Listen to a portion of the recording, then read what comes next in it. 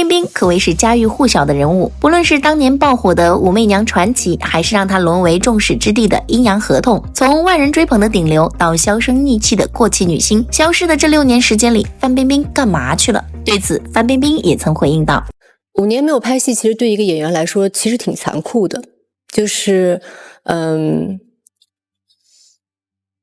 不得不承认，阴阳合同6年过后，她依旧是炙手可热的话题女王。这些年为了复出，她可真是使出了浑身解数。那就有不少网友纳闷了，偷税8亿的范冰冰为何在被封杀6年后依旧能复出？此前跟她一样犯错被罚的明星，如今要么还在局里，要么就彻底告别娱乐圈，或者到国外重新来过。从来没有哪位明星像范冰冰这样，即便重新回归娱乐圈，依旧有诸多人脉和资源。这就让人不得不好奇，难道范冰冰的偷税事件真的有其他不为人知的秘密吗？其实范冰冰在离开娱乐圈之前就已经为自己留了后手，甚至还在娱乐圈给自己留下了一张底牌。在外人看来，逃税事件似乎注定会使范冰冰的事业一落千丈，但殊不知范冰冰在风波来临之前就已经未雨绸缪，为自己留了后手，而这个后手便是独自扛下所有罪责。2018年10月，范冰冰被举报偷税漏税，从调查结果中可以看到，范冰冰和团队利用各种阴阳合同屡次偷税漏税，最终像滚雪球一样滚到上亿元数额。根据官方统计，他需要上缴的罚款高达8.84亿，这是一个常人无法想象的数额，而这也是内娱史上罚交金额最大的一次案件。金额过大是一方面，被处罚对象是范冰冰，也是这件案件备受关注的原因所在。出事之前的范冰冰可是娱乐圈的顶流女星，但鲜有人知道她成名之前的那段经历。当年还在《还珠格格》里出演金锁的范冰冰只有16岁，青春靓丽，剧里丫鬟的扮相也没能掩盖住她的姿色。剧中她只是紫薇身边的一个小丫鬟，但出镜率却也赶上了一个小主角了。借着琼瑶剧这股东风，不仅赵薇、林心如等女主火了，出演配角的范冰冰也跟着火了一把。有了知名度后，范冰冰得到机会签约到琼瑶公司，因为那个时候正是琼瑶剧最受欢迎的时期，艺人能够进入琼瑶的公司，也意味着会有更多的演出机会。但签约后，公司给到他的剧本还是丫鬟之类的配角，并没有他想要演的主角。一心想要出人头地的范冰冰，在与公司商量多次无果后，便果断与公司打起了分手官司。为此，他还不惜把房子卖掉，凑齐了解约费。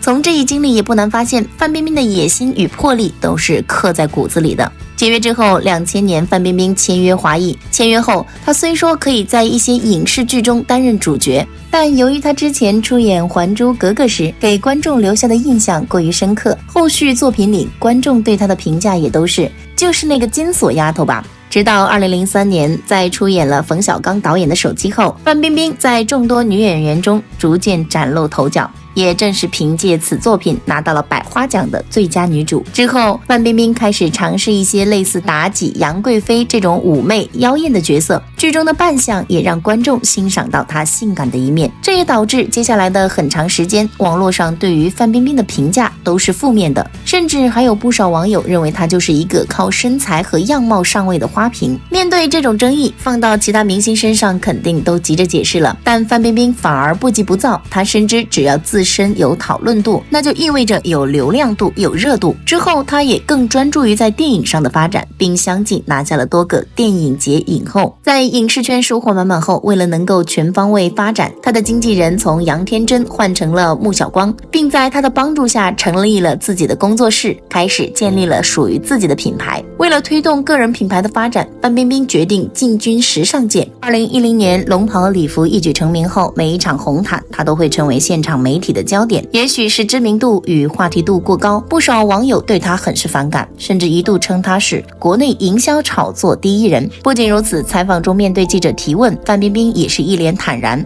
嫁入豪门我从来没有想过，因为我觉得我就是豪门。此类霸气的发言让不少女性对她的印象有所改观，甚至路转粉，觉得范冰冰就是新时代女性的代言人。红毯上的宠儿，演艺圈里的范爷，范冰冰毫无疑问成为红极一时的女星。凡是她出演的作品，就算演技一般，收视率也不会太低。2014年，一部投资3亿多的《武媚娘传奇》首播后，收视率节节攀升，不仅打破地方卫视黄金档的收视最高纪录，还成为首部网络播放量破100亿的电视剧。范冰冰靠着这部自导自演的作品再度收获一波好评。2016年，她再次出演冯小刚导演的电影《我不是潘金莲》，成功斩获国际电影节的最佳女主角。2017年，范冰冰更是以1700万美元的年收入登上福布斯名人榜，排在全球10大最高收入女性的第5名。同年的2月份，她还登上《时代周刊》亚洲版的封面，以华人女演员的身份再次受到国际的注目。更令人羡慕的是，美国电影艺术与科学学院还曾正式宣布范冰冰为2017年奥斯卡新成员，可见2017年是范冰冰事业冲上顶峰的一年。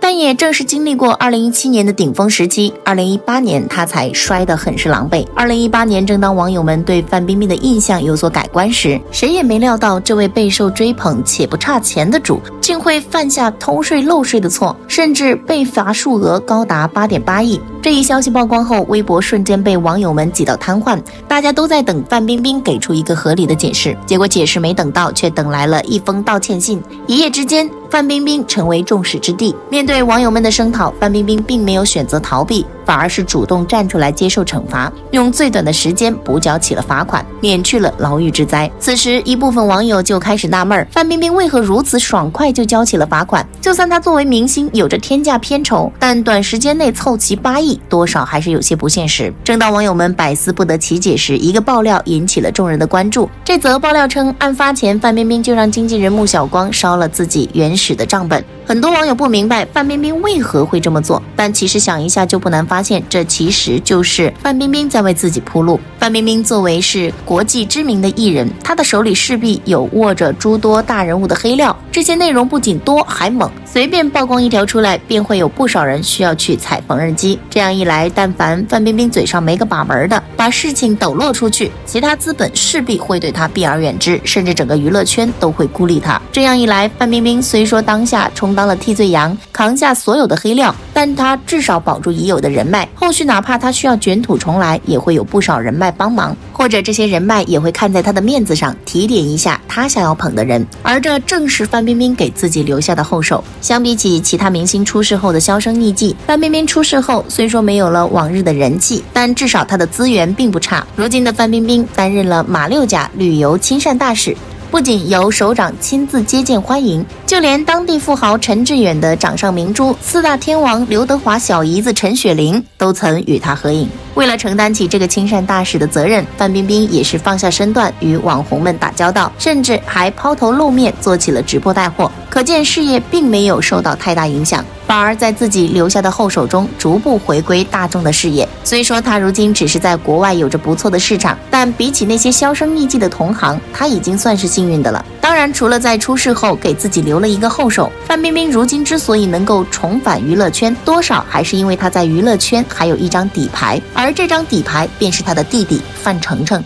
范丞丞与范冰冰的年龄相差19岁，起初他觉得弟弟的到来能让父母体会到老来得子的幸福感，谁知道随着范丞丞的出生与成长，关于姐弟俩的谣言从四面八方而来。这边网友造谣了范冰冰整容了，与弟弟的样貌天差地别，那边网友便借此机会疯传范冰冰与富商有了私生子，将孩子以弟弟的名义留在身边。当然，这些争议对于范冰冰来说不是什么大事，但对范丞丞就显得有些过分了。为了能够给弟弟更好的保护，范冰冰从小便将其送到北京贵族私立学校读书，15岁又把他送到国外生活。虽说只上完了高中，但回国后范冰冰依旧在帮他兜底。确定范丞丞想当明星还有篮球梦后，据说范冰冰还动过心思为他四处求人找关系，虽说最终没成，但从他此前做出的努力来看，这姐姐做的也算是仁至义尽了。不过虽说范冰冰宠着范丞丞，但至少她在为弟弟规划人生道路方面一直保持着清醒的状态。范丞丞想要当明星，他完全可以动用自己的人脉为范丞丞谋出路，可他并没有，反而是让范丞丞自己去乐华娱乐报道，然后出国接受培训。正是范冰冰的放手，才让范丞丞没有形成事事依赖他的品性，靠着自己的实力回国参加偶像练习生后高位出道。